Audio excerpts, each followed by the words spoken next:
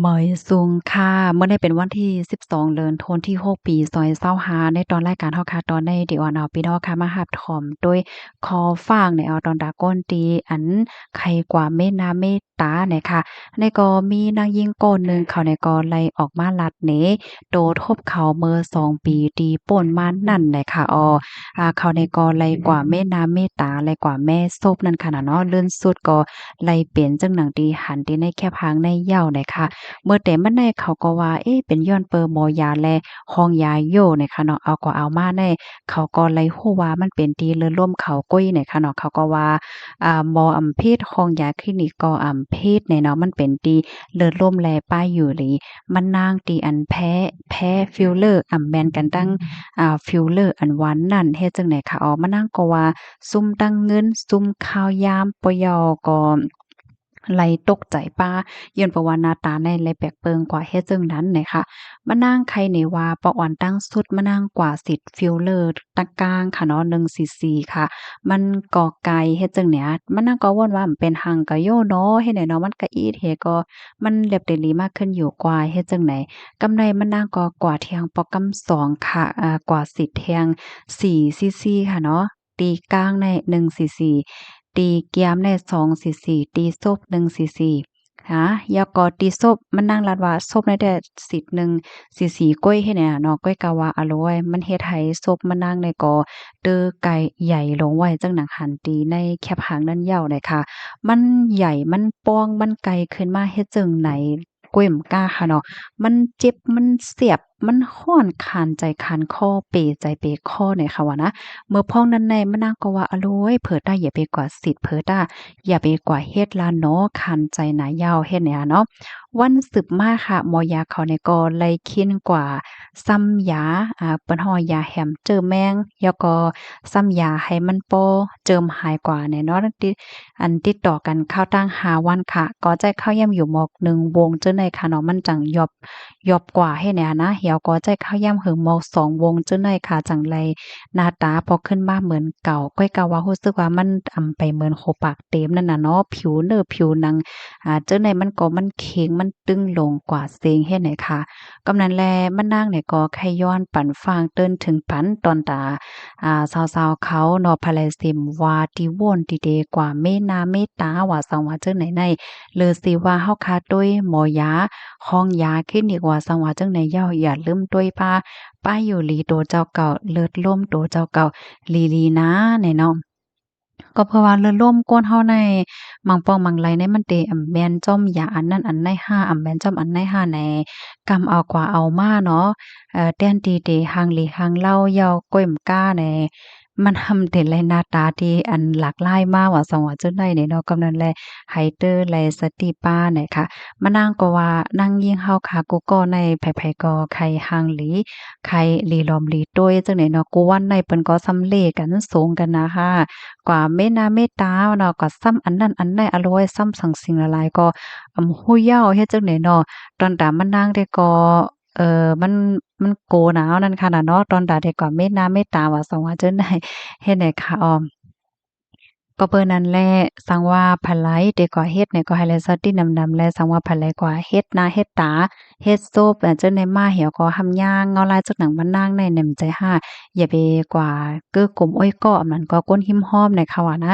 สั่งถูกในหำเตจังเตอป้ายใจค่ะเนาะก็เพราะว่าก้นหิมห้อมในเปิ้นก็ได้ว่าอะโลลีโกน่ะเนาะสังสิได้มันยิงแค่นเตเตอเคิกป้ายใจกำนั้นแลเพราะว่ามีรองข้องคำก็ให้กับสืบหาหมอยานั่นเตเตอหลีนั่นน่ะเนาะหมอยาเขาเตไลหาลายตั้ง แกลิดปันแฮวก็ยดยาปันเฮ็ดจังได๋ค่ะ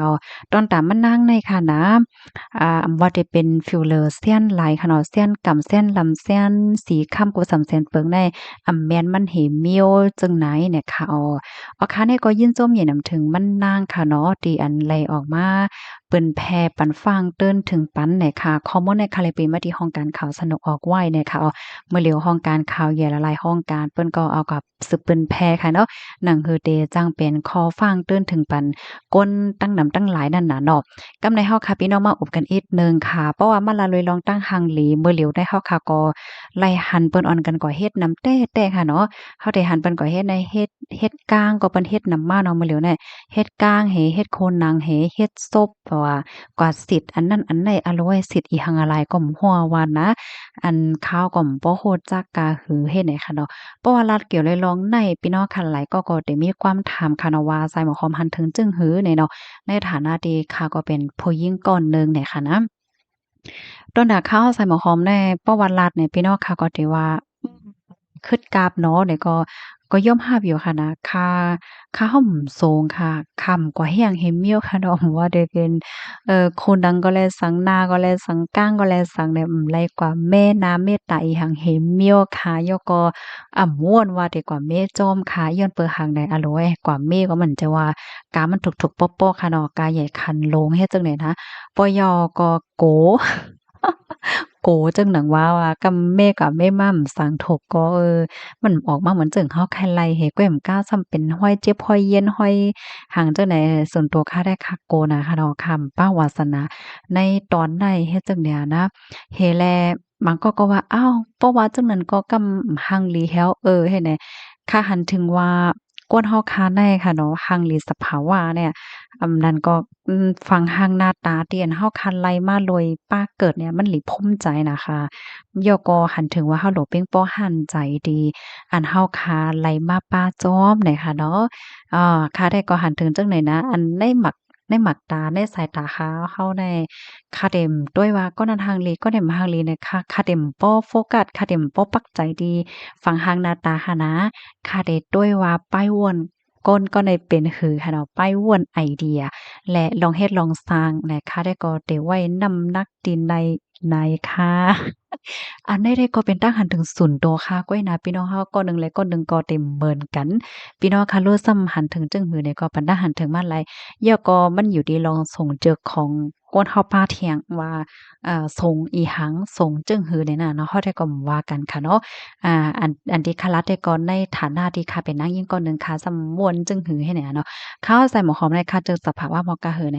คนโฮข้ายังบ่ยอมให้พอกจองยมอาบ่ละจังแนวเดี๋ยวว่ามันคึดกราบเที่ยวเฮ็ดลัดร้อยๆบ่ลัดแฮงค่ะนะตอนนั้นคนโฮอะจังได๋ข้าวใส่หมอหอมก็ยอมค่ะสงยอมค่ะโกโกค่ะเนาะมันป้าวาสนาค่ะย่อก่อ ป้าเจมอันเป่าคนโฮอันหนิบคนโฮจั่งใดค่ะก็บ่จ่ายค่ะนะอันใดก็ลัดโลยติ่มอายค่ะนะเฮียงใดคะวอนว่ามันเตเฮ็ดให้เติกเคิกคนโฮหาสังหาแล้วจั่งใดค่ะเตจึกเป็นสภาวะแต่ค่ะบ่เหมือนจั่งว่าเฮาคาสาโฮเฮาคาสุกโฮเฮ็ดจั่งใดก็ปล่อยให้มันแฮ้งหั่งก้อยจั่งนี้กูก็อันนั้นเป็นลองสไตล์การใจตื้อภาวะจัดปานคายให้ได้ค่ะเนาะ อยู่ง่ายกินง่ายเลยค่ะนะยินจมหนำนำค่ะย้อนให้พี่น้องค่ะอยู่หลีกินหวานและรอดเพศกันค่ะนะหมอยสูงค่ะ